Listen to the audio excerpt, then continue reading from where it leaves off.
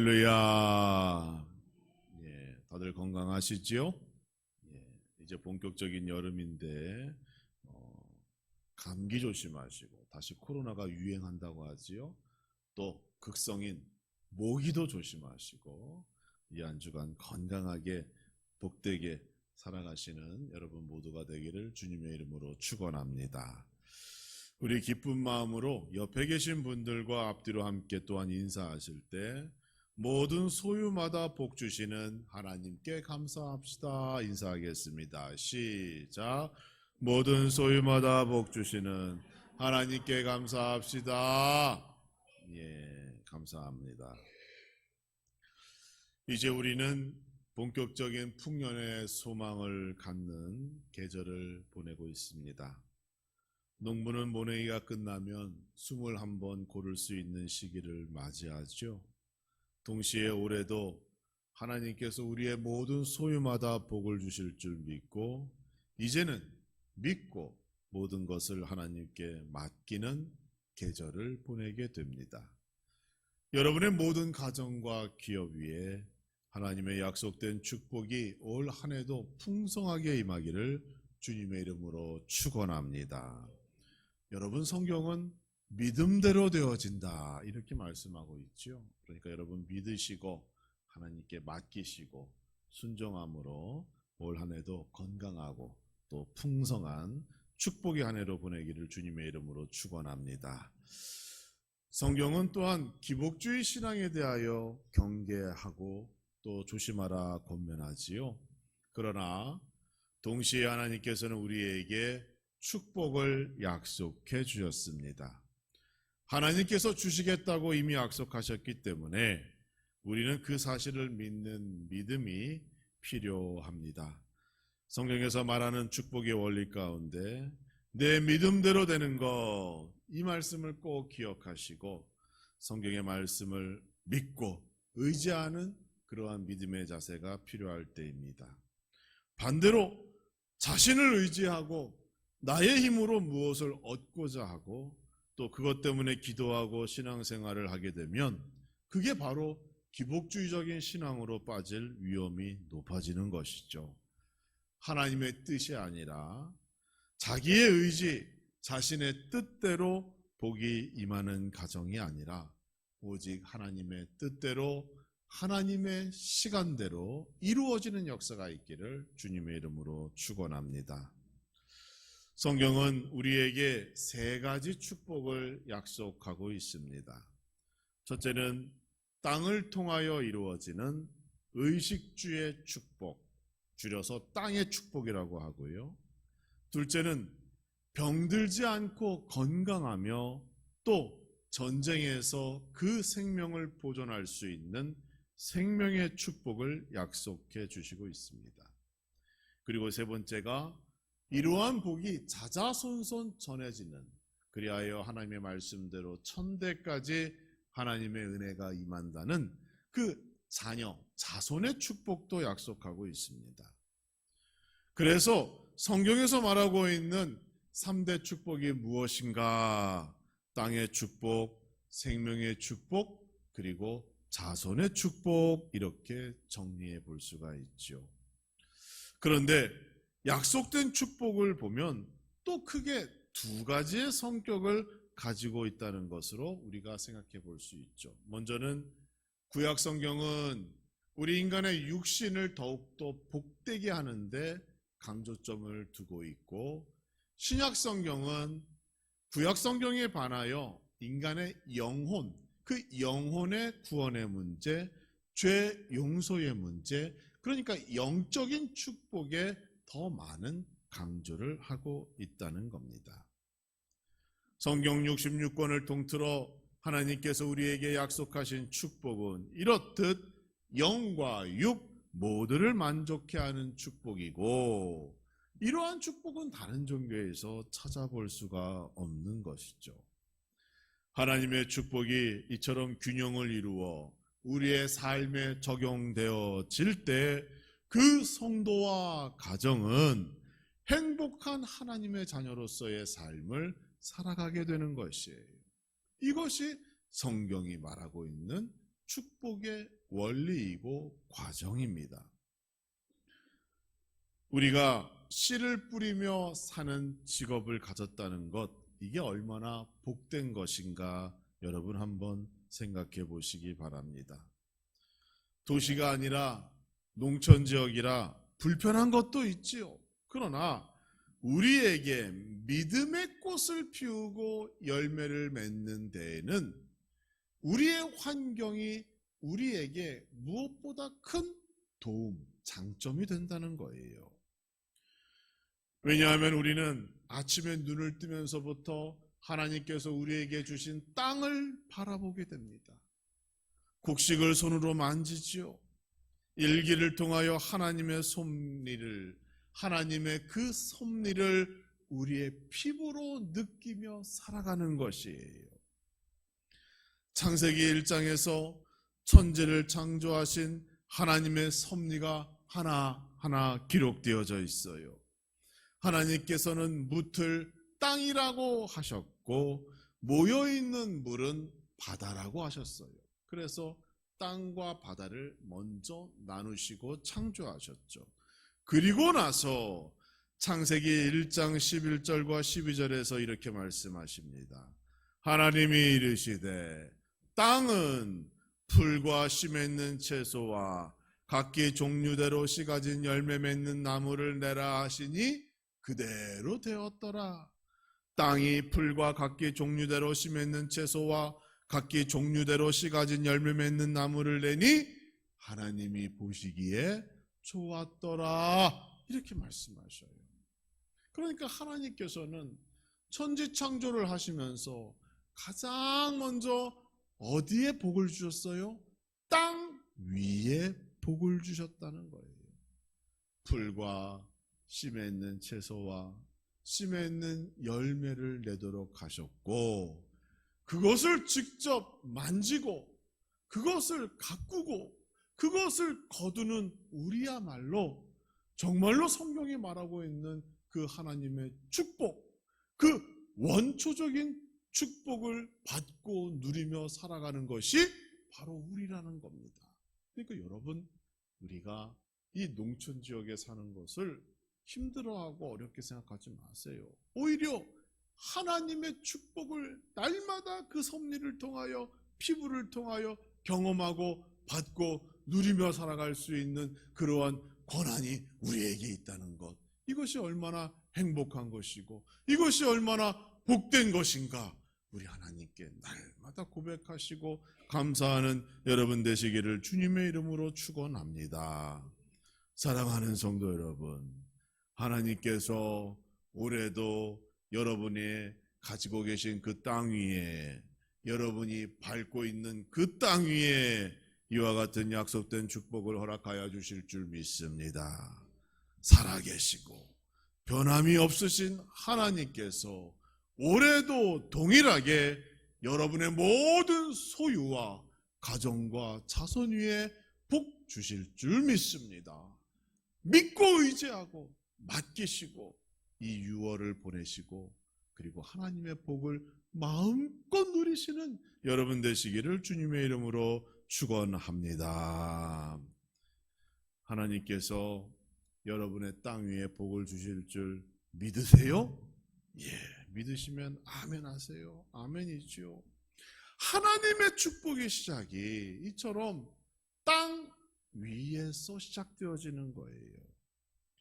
천지를 창조하실 때부터 땅 위의 채소와 씨 맺는 열매들, 하나님께서 그것을 보시고 참 좋구나, 좋았더라 말씀하셨어요.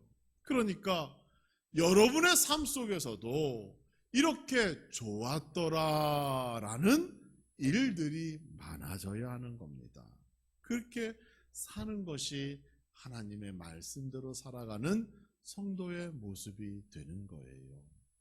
하나님께서 세상을 창조하시고 좋았더라, 참 좋구나 이렇게 말씀하시는데 우리가 정작 그 세상에 살아가면서 힘들어 죽겠다 그러고 불편해서 죽겠다 그러고 자꾸 좋지 않다는 얘기만 하면 그건 말씀대로 살아가는 게 아니라 반대로 살아가는 거잖아요.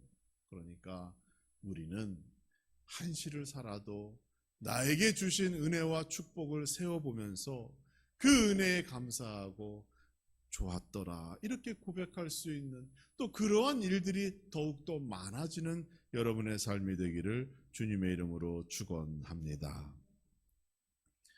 성경에는 하나님의 복을 받고 누리는 다양한 이야기들이 많이 나타나 있어요. 우리가 읽은 오늘 본문의 말씀을 보면 다윗 그리고 오벳 에돔이라는 사람의 집에 하나님의 복이 임했더라라고 기록하고 있습니다. 우리는 이 사건을 통하여 하나님의 복은 누가 받는지 확인할 수 있고, 또 하나님의 복은 무엇보다 하나님 말씀을 존중하는 그 성도와 가정에 임한다라는 것을 다시 재확인할 수가 있습니다. 사건의 시작은 바로 이렇게 시작되지요. 다윗이 30살에 이스라엘의 왕이 되었습니다. 그런데 깊은 고민에 빠지게 됩니다. 하나님께 예배할 아름다운 처소가 마련되어 있지 않았고, 그리고 20년 넘게 하나님의 법궤가 이스라엘 땅에 있지 않았어요. 블레셋 땅에 머물고 있었다는 겁니다. 여러분에게도 이러한 고민이 있어야 할 줄 믿습니다. 믿음의 열매를 맺는 성도는 교회 안과 밖을 살피며 교회에 필요한 것은 무엇일까? 은혜가 넘치는 예배와 교회가 되기 위하여 무엇이 필요할까? 내가 어떻게 더 하나님의 마음을 기쁘게 하고 흡족하게 하기 위하여 헌신하고 충성할 수 있을까? 이러한 고민을 하게 되는 겁니다. 그래서 우리에게도 다윗과 같은 그러한 고민이 있어야 하는 것이죠. 그래야 하나님께서 그 성도의 마음을 감찰하시고 그것을 이룰 수 있도록 우리의 환경을, 형편을 나아지게 하시고 복 주시는 줄 믿으시기 바랍니다. 다윗이 그랬어요. 다윗은 어려서부터 하나님의 마음을 기쁘게 하고 하나님의 법에서 떠나지 않도록 노력한 인물입니다. 하나님의 법궤가 20년 전에 블레셋과의 전쟁에서 패하며 이스라엘이 아닌 이방인들의 땅에 머물게 되었어요. 그게 사울 왕의 가장 큰 실수라고 볼 수가 있죠. 이방 나라의 땅에 하나님의 법궤가 있다는 것 있을 수 없는 일입니다. 하나님의 법궤가 예루살렘 안에 있어야 백성들이 하나님께 온전한 예배를 드릴 수 있잖아요. 하나님의 법궤가 뭡니까? 하나님이 나의 하나님 되시고 너희가 나의 백성이니라 라고 하는 그 약속의 상징이잖아요. 그런데 그게 이방 땅에 머물고 있는 겁니다. 하나님의 섭리가 시작되었습니다. 아스돗이라고 하는 지방에 머물던 하나님의 법궤가 다시 이스라엘 땅으로 돌아올 수 있는 기회가 생겨난 거예요. 그래서 다윗이 그 기회를 놓치지 않게 됩니다. 다윗의 믿음이 높이 평가될 만한 사건이지요. 왕이 된 후에 가장 먼저 하나님과 백성들의 관계 회복을 위하여 예루살렘 성전을 건축하기를 원했고, 그리고 잃어버린 법궤를 되찾아 다시 예루살렘 성으로 가지고 와 하나님께 온전한 예배할 수 있는 환경을 만들고 싶었던 그 다윗의 믿음 얼마나 좋은지 모르겠어요. 그런데 너무 열정이 앞서가다 보면 우리 인간은 종종 실수하게 됩니다.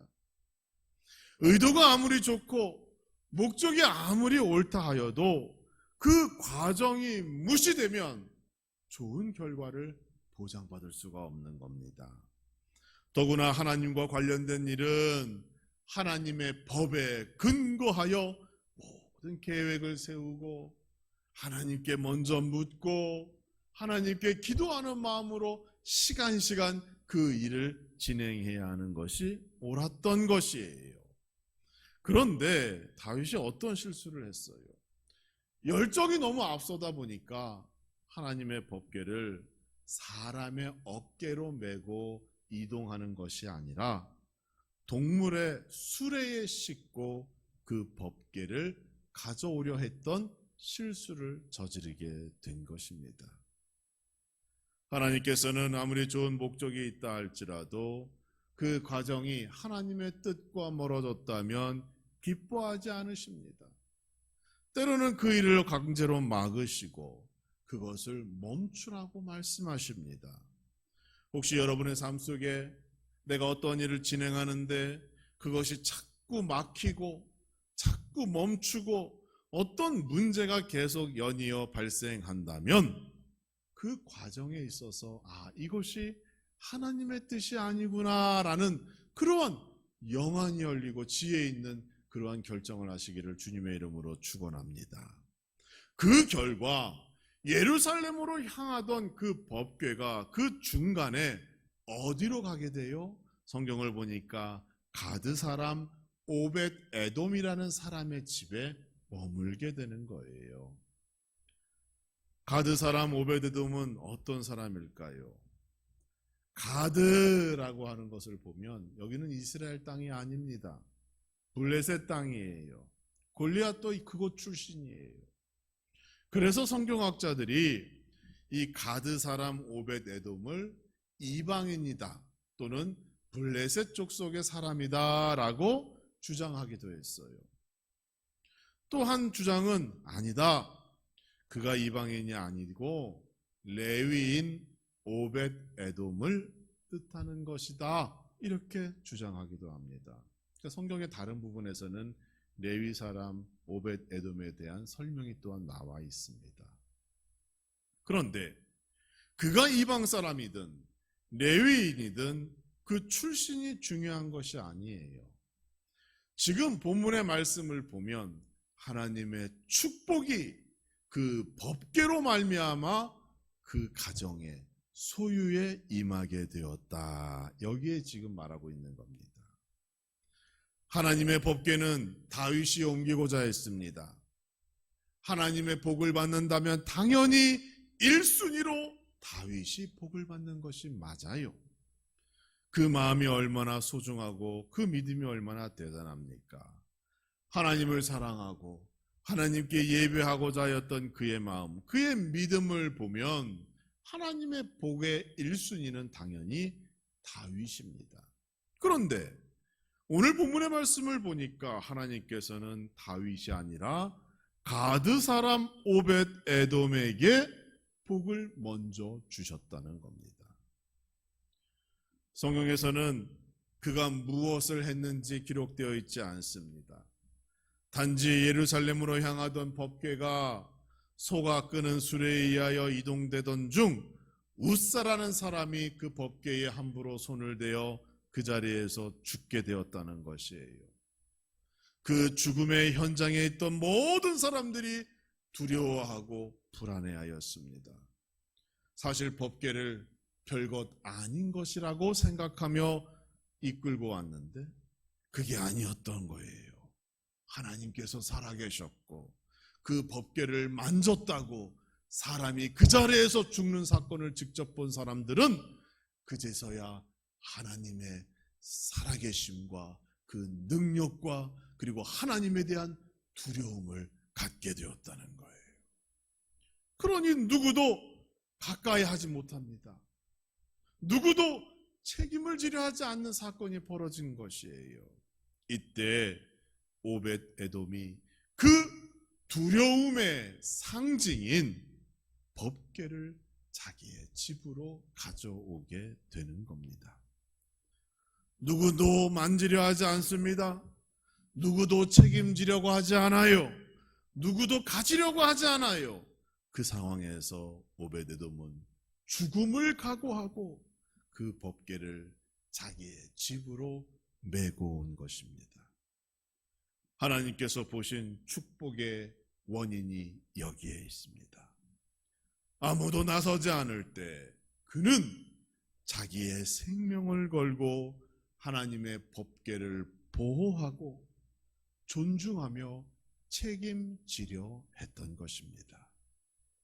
이러한 맥락을 보면 그는 블레셋 사람이 아니라 레위인 오벳 에돔이라는 주장이 맞는 것 같아요. 왜? 법궤가 무엇인지 그토록 잘 알고 있었다는 것은 이방 사람이라고 하기엔 무리가 있죠. 하나님께서는 예배를 책임지려는 그 레위인 오벳 에돔의 집을 축복하여 주셨고, 이는 한 가정의 축복이 아니라 이스라엘 전체의 복을 가져오는 결정적 계기가 되게 되는 겁니다. 석 달이 지나 다윗은 하나님의 법궤를 제대로 준비하고 메고 이제 예루살렘 성 다윗의 성으로 가져오게 됩니다.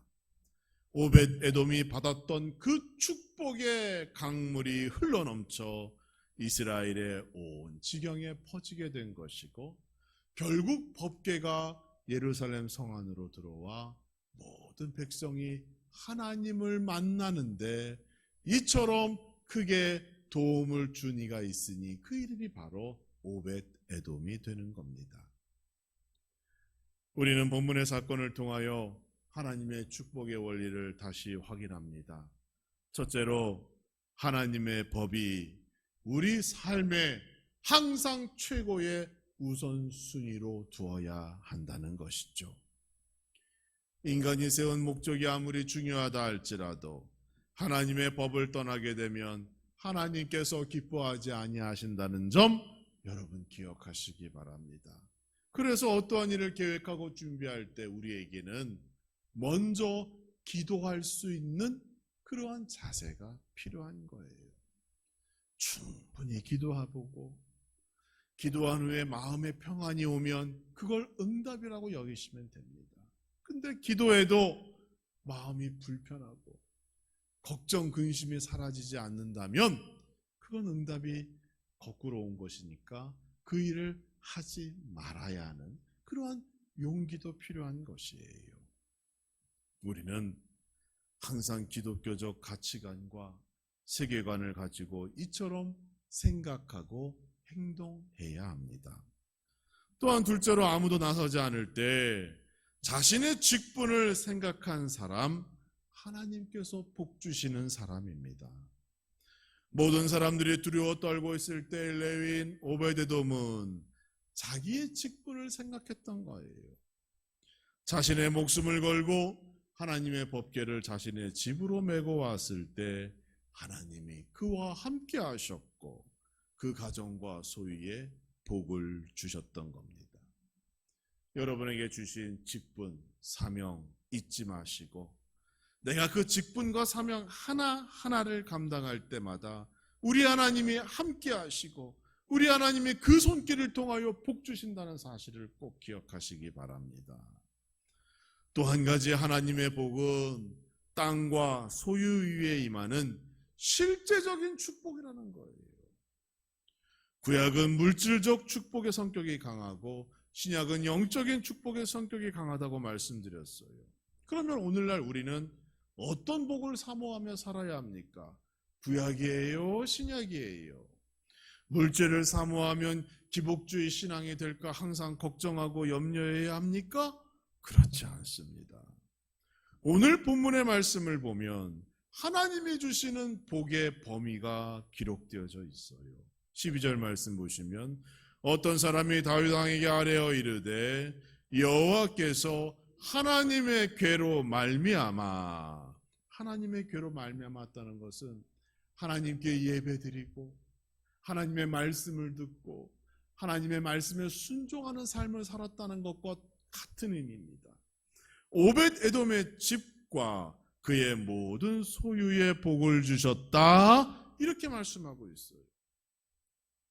오벳 에돔의 집 그리고 모든 소유, 이렇게 두 가지 범위를 정하여 말씀하셨습니다. 집은 가정을 상징하지요. 그의 아내와 자녀, 종들에게까지 복이 임했다는 뜻이 됩니다. 그의 모든 소유는 당연히 오벳 에돔이 가진 소유입니다. 그가 가진 땅이나 양이나 염소나 모든 소유마다 하나님이 복을 주셨다는 것이고, 중요한 것은 그 복의 바탕이 바로 땅이라는 사실입니다. 하나님께서는 우리에게 주십니다. 막연한 축복으로 주시는 게 아니에요. 실제적인 축복으로 우리와 함께 하신다라고 약속하고 있는 겁니다. 우리의 죄를 용서하시고 영혼을 구원하시는 영적인 복도 주시지만, 우리의 육신이 살아있는 동안 그 육신을 만족해 하시는 축복으로 우리가 가진 소유와 땅 위에 열매를 맺는 모든 것들 위에 풍성한 하나님의 축복을 약속해 주십니다.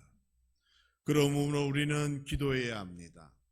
영적인 축복을 위해서 기도할 뿐 아니라 구체적인 물질과 소유의 제목을 놓고 구체적으로 하나님께 기도해야 하는 거예요. 하나님의 축복을 막연하게 두리뭉실 생각하지 말고 우리의 마음속으로 구체적으로 그 이름 하나하나를 정하여 기도할 때에 놀라운 하나님의 역사가 여러분의 삶 가운데 나타나게 될 줄 믿습니다. 하나님의 약속된 축복을 얻기까지 많은 어려움이 있으나 일단 하나님의 축복은 항상 우리에게 실제적인 물질의 복을 동반하기 때문에 우리도 기도할 때 그것을 놓고 간구하는 자세가 필요한 줄 기억하시기 바랍니다.